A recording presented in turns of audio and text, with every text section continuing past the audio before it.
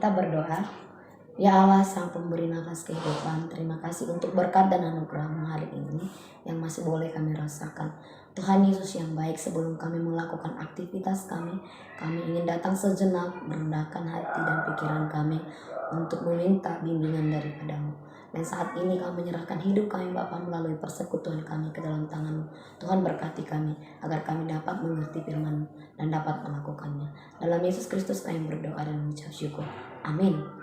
Saudara-saudara yang terkasih dalam nama Tuhan Yesus Kristus, yang menjadi nats renungan untuk kita pagi hari ini diambil dari 2 Korintus 3 ayat 12. Demikian dikatakan, karena kami mempunyai pengharapan yang demikian, maka kami bertindak dengan penuh keberanian. Marhirasni rohasi tutudo hami atong mangasahun pakirimon nasai balga. Demikian firman Tuhan.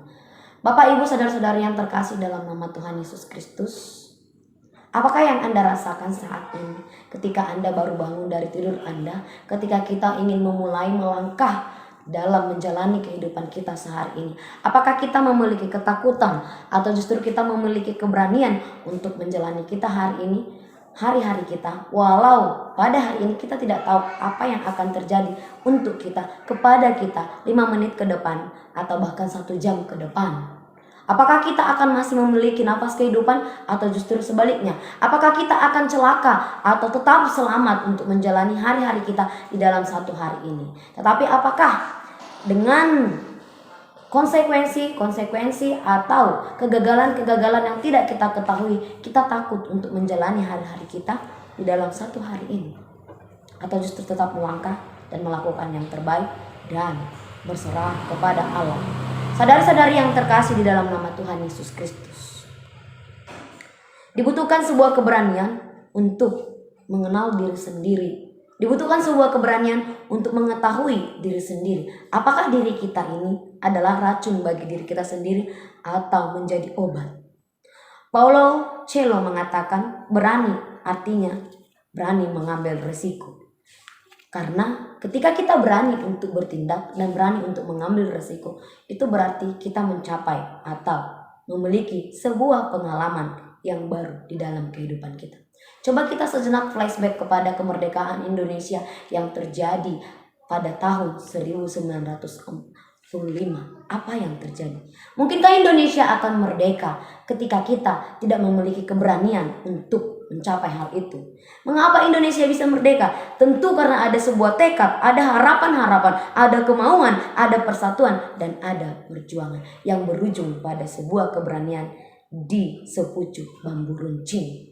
Jika kita membandingkan senjata-senjata yang dipakai, mungkin Indonesia tidak akan menang.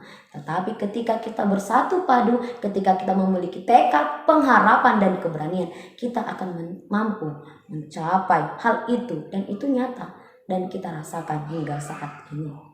Ketika seseorang memiliki kemauan, ketika seseorang memiliki pengharapan, pasti banyak sekali cara atau jalan yang bisa ia tempuh.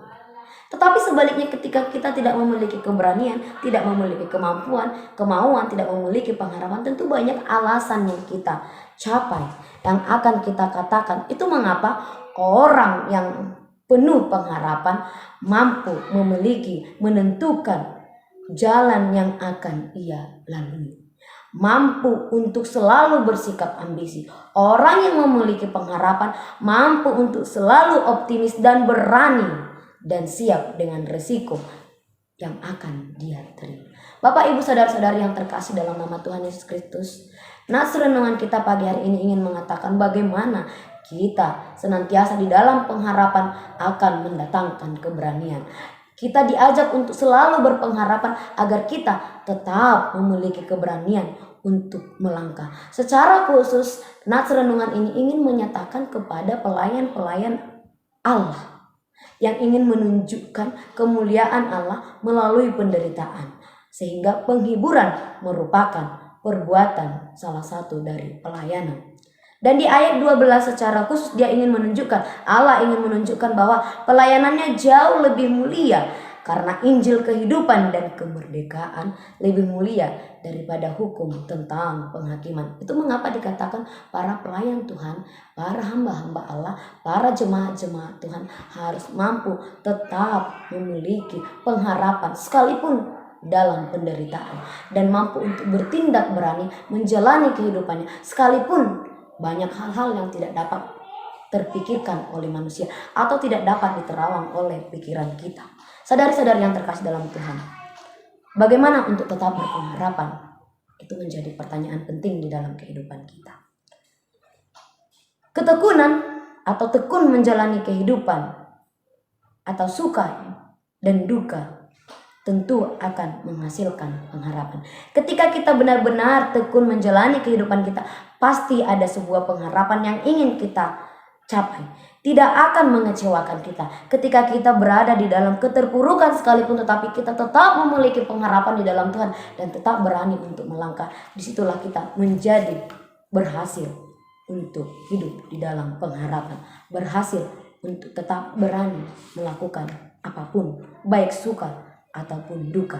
Dan pengharapan yang abadi tentu kita letakkan di dasar, yaitu di dasar takut akan Tuhan, di dalam Tuhan, sehingga kita berani karena pengharapan yang kita letakkan ada kepada atau kita serahkan kepada Tuhan, Sang Pemberi pengharapan yang tidak pernah mengecewakan kita, yang tidak pernah membuat kita kecewa untuk menjalani kehidupan kita, sehingga Ia selalu mendorong kita melalui Roh Kudus-Nya untuk tetap berani menjalani kehidupan kita.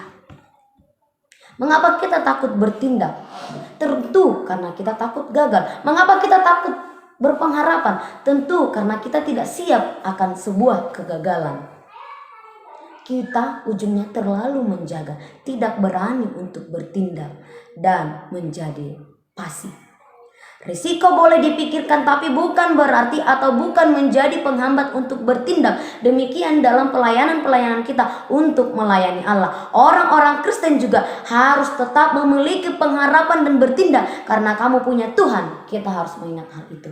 Karena pengharapan kita akan mendatangkan keberanian. Selagi kita bertindak di dalam Tuhan, selagi kita berpengharapan kepada Tuhan, kita akan tetap bertindak dengan berani. Ingat, ketika kamu berpengharapan, kamu tidak akan pernah memiliki ketakutan. Apapun yang akan kita terima, risiko apapun yang akan kita pikirkan, boleh untuk bertindak hati-hati. Tetapi jangan untuk menghentikan langkah saudari-saudari untuk menyampaikan firman Tuhan, untuk tetap berpengharapan di dalam Dia. Sekarang yang menjadi pertanyaannya, sudahkah kamu yakin pada Tuhan? Atau justru masih memiliki kebimbangan? Sudahkah kamu hidup dalam pengharapan? Atau justru orang yang tidak berani berbuat apa-apa sehingga kamu pasif? Bahkan untuk menyampaikan firman Tuhan pun kita tidak berani, takut dicaci maki, takut untuk dijauhi, atau takut untuk dijudge dengan perkataan sok suci. Kita dipanggil untuk melayani dan kita dipanggil untuk selalu berpengharapan sehingga kita berakhir dengan sebuah keberanian. Apakah para pelayan Allah dalam pemberitaan firman masih menyerahkan diri pada pimpinan Roh Kudus atau tidak?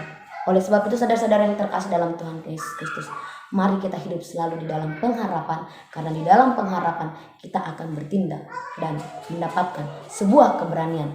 Berani bertaruh untuk menaklukkan kehidupan, berani bertaruh untuk mengambil sebuah resiko, dan berani bertindak untuk menunjukkan sikap dan tanggung jawab kita kepada Kristus. Amin. Selamat pagi. Tuhan Yesus memberkati. Shalom. Kasih karunia dari Tuhan Yesus Kristus serta kasih setia Allah Bapa dan persekutuan Roh Kudus memberkati dan menyertai kamu sekalian hari ini, esok, dan sampai selama-lamanya. Amin.